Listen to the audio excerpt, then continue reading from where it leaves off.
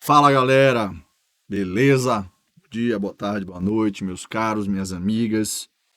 Estamos juntos para mais um bloco versando sobre direito processual civil aqui no nosso queridíssimo curso Tec Concursos, CPC artigo por artigo até o final do código. O tema de hoje, deixa eu jogar aqui na telinha, é execução, meus caros. Nos últimos blocos, para quem não se recorda, nós estudamos coisa julgada, liquidação de sentença. E agora, por decorrência lógica, seguindo cronologicamente o código, nós vamos para a parte de execução. Ou seja, a melhor parte, a parte de efetivação das decisões. A melhor parte para quem tem a seu favor uma decisão, não para quem tem contra si uma decisão.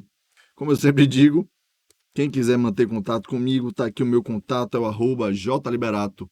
ProCivil, lá pelo Instagram, me mandem mensagens, falem comigo, a gente troca uma ideia sobre processo, sobre direito, sobre advocacia, sobre carreiras jurídicas, sobre concurso público, questões, tá? Ou então me dá só um oi lá mesmo, que é bacana, tá? Receber esse feedback de vocês é sempre bacana, seja aqui pelo YouTube ou lá pelo Instagram.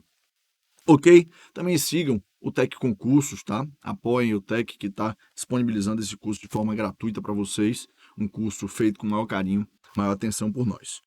Vamos lá. Meus caros, sem perder tempo. Joguei no slide aí. Tópico 8.02 da nossa ementa. Que tópico é esse, professor? Do cumprimento de sentença. Artigos 513 a 538 do Código de Processo Civil.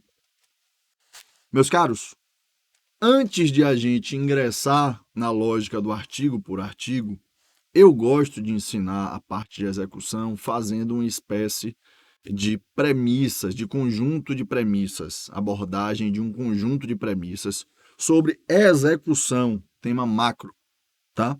Para que depois nós sigamos em direção aos ritos próprios do cumprimento de sentença. Por exemplo, cumprimento de sentença que tenha por objeto a obrigação de pagar quantia certa, ou cumprimento de sentença de alimentos, cumprimento de sentença de obrigação de fazer. Nós temos vários ritos, nós temos muitas peculiaridades, nós temos diversas gavetas que nós vamos abrir e conversar com vocês sobre o conteúdo. Então, dentro do cumprimento de sentença, nós temos um mundo.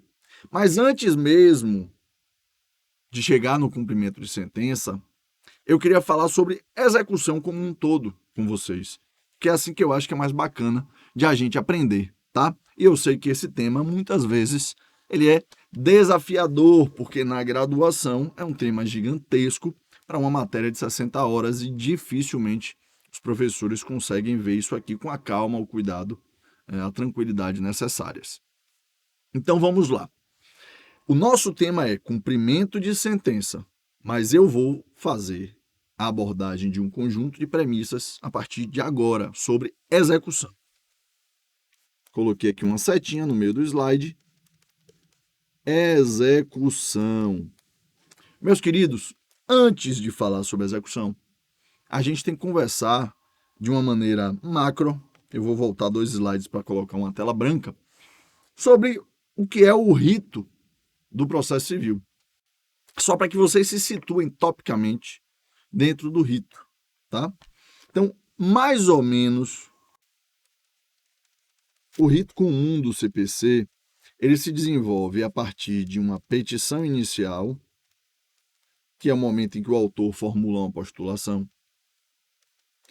Provavelmente, na maioria das hipóteses, nós teremos uma audiência do artigo 334, sobre a qual nós já conversamos, que é aquela audiência de conciliação ou mediação. Não havendo acordo, nós teremos a apresentação da defesa por parte do réu. Se o réu trouxer fatos ou documentos novos, a gente vai ter a apresentação da réplica por parte do autor. Após a réplica, nós vamos ingressar no momento de providências preliminares para ver se há a necessidade de se produzirem novas provas. Se houver necessidade de produção de novas provas, nós vamos para a fase de saneamento. Constatado nas providências preliminares que não há necessidade da produção de novas provas, nós vamos para o julgamento antecipado. Bom, na hipótese do saneamento, hipótese em que alguém requer a produção de novas provas e o juiz defere,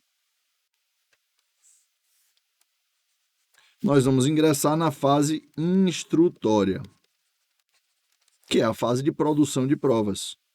Após a fase instrutória, nós teremos as razões finais, geralmente feitas até em sede de audiência de instrução, né? Audiência de instrução que fica aqui no meio da fase instrutória, AIJ, audiência de instrução e julgamento. Após as razões finais, nós teremos a prolação de uma sentença, que é a primeira decisão com um caráter mais definitivo no processo. Após a sentença, nós temos a possibilidade de uma fase recursal. Havendo a fase recursal e ao final dela, ou não havendo a fase recursal, caso ninguém recorra, aí sim nós vamos para esse momento sobre o qual eu vou conversar com vocês hoje, que é a execução. A execução, meus caros, atravessando a tela aqui, é o momento da efetivação do comando judicial, do comando decisório. Beleza? Vamos avançar, então? Vamos lá. Eu vou até trocar a cor da nossa canetinha aqui. Eu disse para vocês que antes de a gente entrar no rito de cumprimento de sentença, pelo menos no primeiro dos ritos do cumprimento de sentença, eu gosto de conversar sobre a execução lato sensu, sobre a execução em geral. A primeira grande premissa que nós temos, eu vou botar aqui um asterisco para destacar bastante, é a seguinte: nós temos duas formas de executar alguém. Nós temos dois processos de execução. A execução por cumprimento de sentença, que está prevista na parte especial, livro 1 do CPC, e a execução autônoma, o processo de execução, que está previsto na parte especial, livro 2 do CPC. Então, tanto o cumprimento de sentença quanto a execução autônoma, olha só, letra A e letra B, são execução, são execuções. Só que uma tem um rito específico e a outra tem um outro rito específico. Então, sempre quando alguém lhe disser assim, estamos diante de uma execução, você vai ter que perguntar, é um cumprimento de sentença ou é uma execução autônoma? Beleza? Pois bem, qual é a diferenciação importante que nós deveríamos fazer e nós devemos fazer num primeiro momento? Qual é o primeiro passo quando nós estamos diante de uma execução? Nós só podemos falar em execução se houver um título executivo.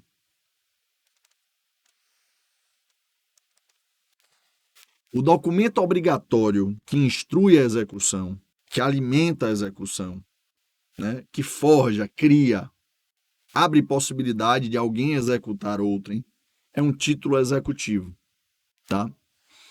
O título executivo, ele pode ser judicial ou extrajudicial. A lista de títulos executivos judiciais estão no artigo 515 do CPC. E a lista de títulos executivos extrajudiciais está no artigo 784 do CPC.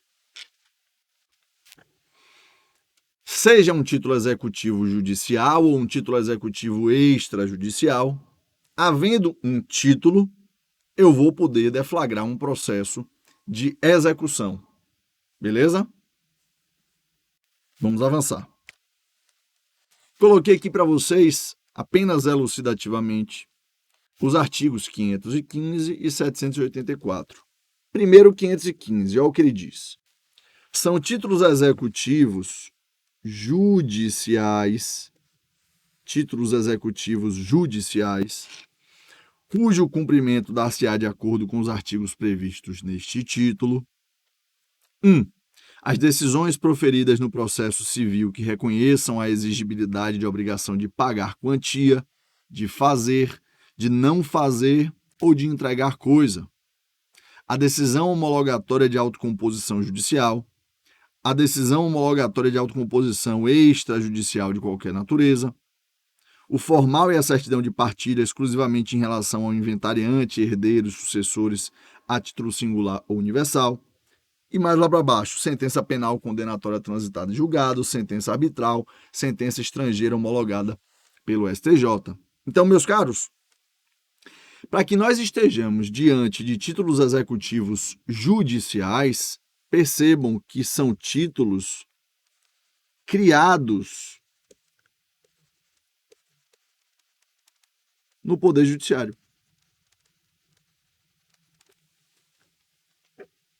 São títulos, são documentos criados no Poder Judiciário, contendo uma obrigação em relação a alguma pessoa.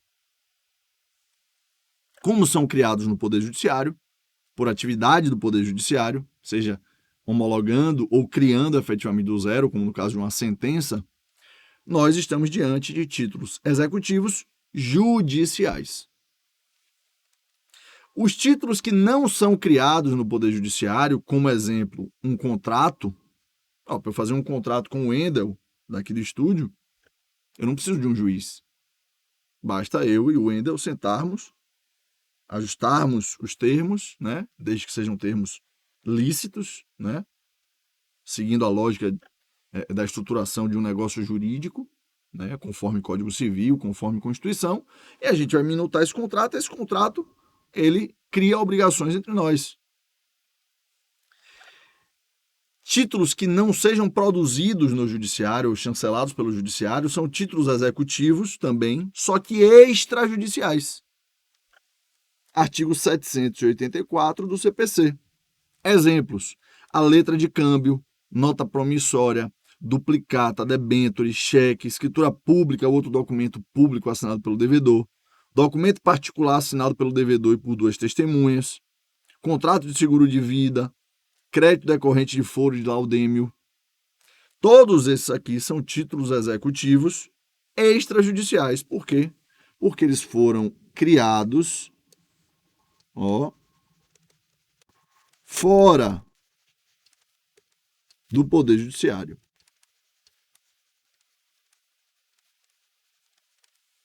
Tudo bem? Então, recapitulando, para eu poder falar numa execução, seja cumprimento de sentença, seja uma execução autônoma, eu preciso, antes de mais nada, ter um título executivo. Se eu tenho um título executivo, eu tenho que analisar se esse título executivo ele é judicial ou extrajudicial. Por quê? Porque, meus caros, é exatamente isso que vai definir o rito que eu preciso seguir. Segundo passo do nosso passo a passo aqui, falando ainda sobre a execução lato sensu. Quando estamos diante de um título executivo judicial, artigo 515 do Código de Processo Civil, o rito para a efetivação das obrigações nele inseridas é o cumprimento de sentença. Já quando a gente está diante de um título executivo extrajudicial, 784 do CPC, o rito é o da execução autônoma. Então vamos lá, para a gente elucidar aqui. Professor, um cliente chegou no seu escritório dizendo que ele tem um contrato com uma outra pessoa. Celebrou um contrato. Pedro tem um contrato com Maria. É um contrato assinado por Pedro, por Maria e duas testemunhas. Nesse contrato constava que Pedro contratava Maria para que Maria entregasse um quadro com a reprodução de Pedro, um quadro artístico pintando Pedro, em 2 dias, e ele estava pagando por isso R$10.000. Pedro pagou a Maria, assinaram o contrato. Na mesma hora, Pedro pagou os R$10.000, passaram os 2 dias, Maria não cumpriu a obrigação de entregar ao Pedro o quadro dele pintado. Pedro lhe procura como advogado, querendo saber qual é a alternativa, o que é que eu posso fazer, João? Ora, primeiro, qual documento que você tem? Ele vai mostrar o contrato. Se o contrato estiver todo regular, ele tem um título executivo extrajudicial, ATO do 784, inciso 3, que está na tela para vocês. Contrato, documento particular assinado pelo devedor e por 2 testemunhas. Logo, eu vou poder me valer da letra B aqui. Uma execução autônoma. Eu não vou poder me valer de um cumprimento de sentença. Agora, se Pedro me procura dizendo que ele tinha contra Maria um processo, saiu uma sentença condenando Maria a pagar a ele R$10.000 em outra circunstância, o advogado originário dele faleceu e ele está me procurando para saber o que é que ele tem que fazer agora. Eu vou perguntar, cadê o documento? Ele vai me mostrar a sentença. Ora, eu estou diante de uma sentença, é um título executivo judicial. ATO do artigo 515, inciso 1 do CPC. Eu vou poder me valer da letra A, do cumprimento de sentença. Então, se você tiver em mãos um título executivo judicial, o rito da execução é o cumprimento de sentença. Se você, de outro lado, tiver em mãos um título executivo extrajudicial, o rito da execução vai ser execução autônoma, processo autônomo de execução. Beleza, galera? Quem pegou, pegou. Quem não pegou, trava aqui e volta. Tá? Terceiro passo. No cumprimento de sentença, meus caros, o devedor será intimado a pagar. Intimado a pagar. Eu vou botar um asterisco aqui porque tem algumas exceções, tá? Já na execução autônoma, no processo de execução,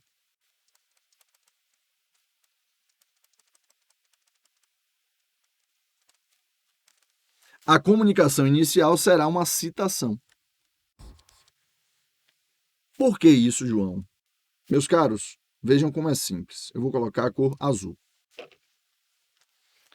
Se eu tenho um título executivo judicial, significa que provavelmente eu já tive processo. Foi desse processo que se originou o título executivo judicial. A fase de execução, se já houve processo, ela não pode ser um processo novo. Ela é apenas uma fase nova. Por isso que se chama cumprimento de sentença. E se não é um processo novo, mas tão somente uma fase nova do mesmo processo, eu não preciso citar novamente o réu. Ele já está citado, ele já consta dos autos. Eu só preciso intimá-lo a pagar.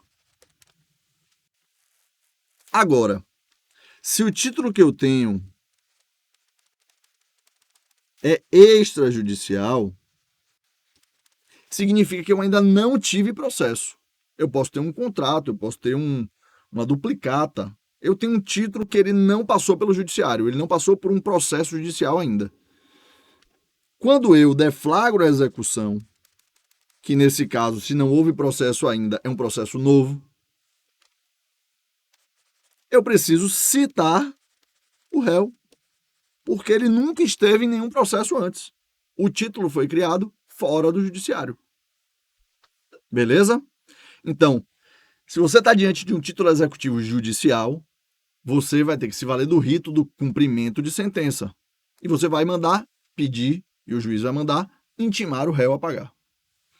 Se você tem um título executivo extrajudicial, você vai deflagrar um processo novo de execução, uma execução autônoma, e aí você vai precisar pedir a citação do executado. Beleza? Vamos lá. Quarto passo. No cumprimento de sentença, a defesa típica é a impugnação. Meus caros, no cumprimento de sentença, ou seja, na execução lastreada em título executivo judicial, a defesa típica se chama impugnação ao cumprimento de sentença. Essa impugnação, a teor do artigo 525 do CPC, ela tem cognição, ela tem matérias que podem ser alegadas de forma limitada. Ó, cognição limitada, tá? Já na execução autônoma, a defesa típica são os chamados embargos à execução, que é uma ação de defesa. Os embargos à execução a gente distribui como se fosse uma ação, inclusive recebe número novo, mas é uma defesa. É a defesa típica da execução autônoma. ATU do 914 do CPC.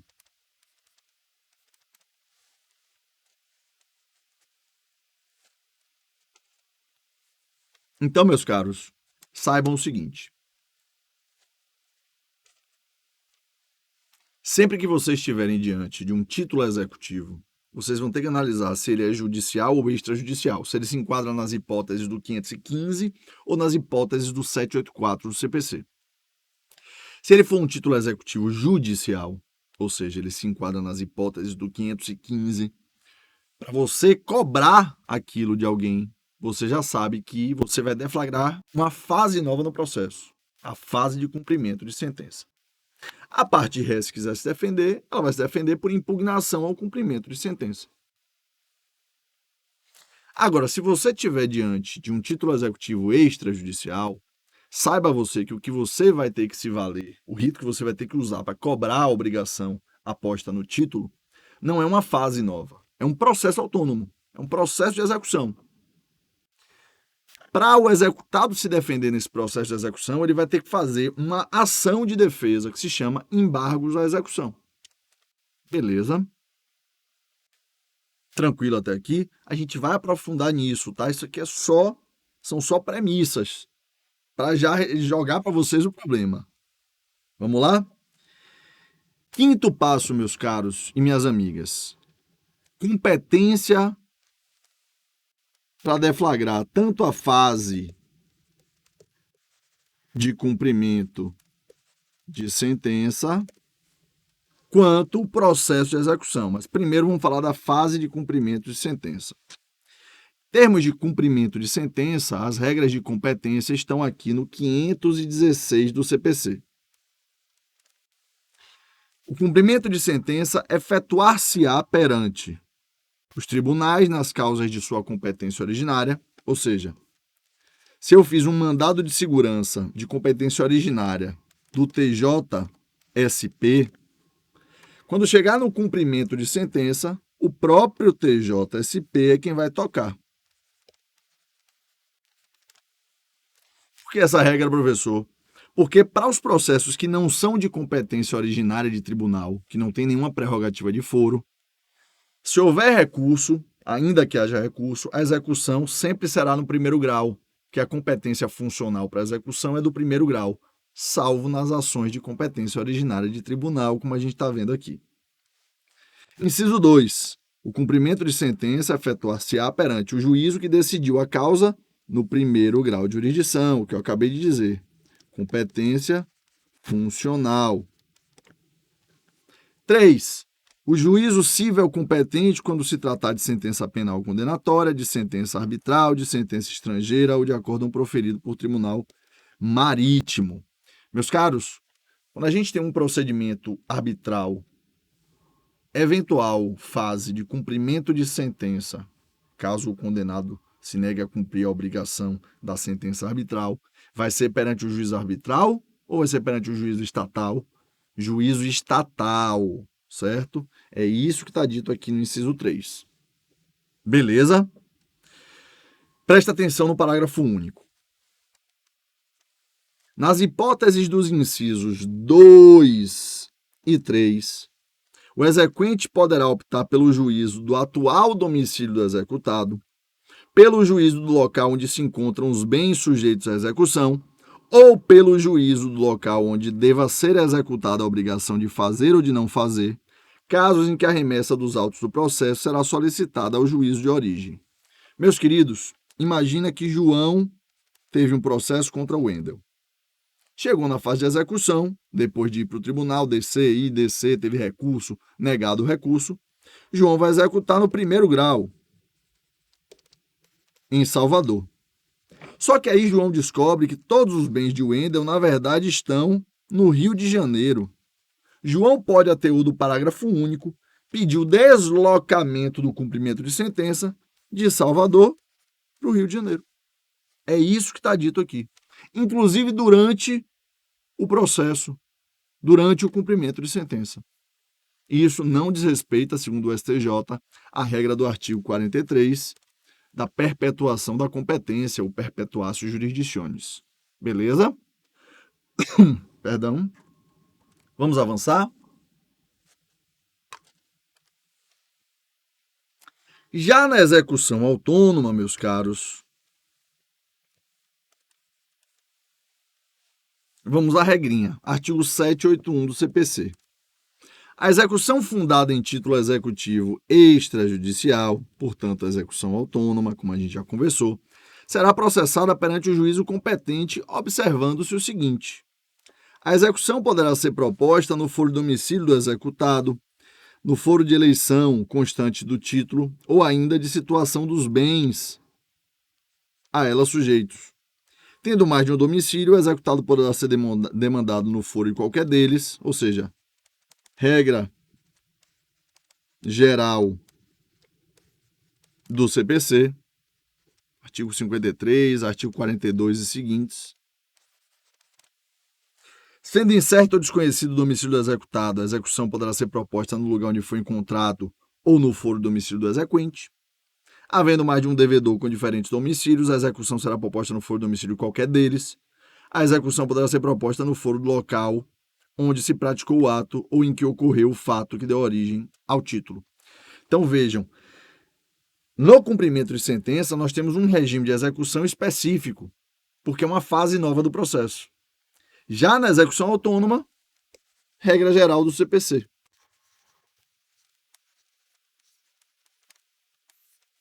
Beleza? Privilegiando o foro do domicílio do réu, que é quem, afinal de contas, está sendo executado, tem potencial de ser prejudicado com o advento do processo. Tudo bem, meu povo? Quem pegou, pegou. Quem não pegou, trava aqui, volta para o começo da aula, dá uma lida no livro, procura uma outra videoaula, me manda mensagem e a gente avança. Beleza? Noções elementares ainda sobre execução, nada profundo, nada sobre rito. A gente vai entrar nos ritos ainda. Vamos avançar mais um pouco. Sexto passo, meus queridos. O cumprimento de sentença, e eu estou falando só no cumprimento de sentença, ou seja, aquele lastreado em título executivo, isso, judicial. O cumprimento de sentença ele pode ser definitivo ou provisório. O cumprimento de sentença definitivo é aquele em que o título já transitou em julgado.